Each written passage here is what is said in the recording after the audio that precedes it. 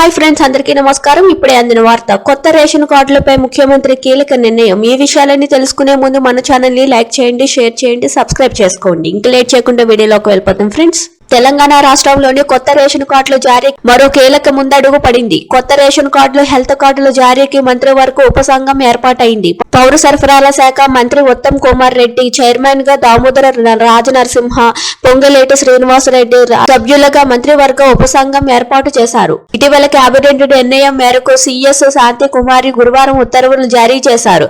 కొత్త రేషన్ కార్డులు, హెల్త్ కార్డుల జారీకి అర్హతలు, విధి విధానాలను మంత్రివర్గ ఉపసంఘం సిఫారసు చేయనుంది.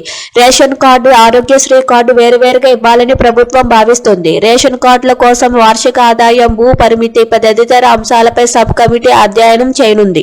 భూధన్ యజ్ఞ బోర్డును రద్దు చేస్తూ ప్రభుత్వం తీసుకున్న నిర్ణయం సబబేనంటూ తెలంగాణ హైకోర్టు స్పష్టం చేసింది. భూధన్ బోర్డును రద్దు చేసే అధికారం ప్రభుత్వానికి ఉందని, దాన్ని ప్రశ్నించే చట్టబద్ధమైన హక్కు మాజీ చైర్మన్ సభ్యులకే లేదని తేల్చి చెప్పింది. భూధన్ బోర్డు నిర్వహణ నిమిత్తం ప్రత్యేక అధికారిగా రెవెన్యూ శాఖ ముఖ్య కార్యదర్శిని నియమిస్తూ జారీ చేసిన ఉత్తర్వులు సబబేనని పేర్కొంది. రాష్ట్ర ప్రభుత్వ నిర్ణయాన్ని సమర్థిస్తూ సింగిల్ జడ్జి ఇచ్చిన తీర్పులోని జోక్యం చేసుకోలేమంటూ చైర్మన్ సభ్యులు దాఖలు చేసిన అప్పీళ్లను కొట్టివేసింది.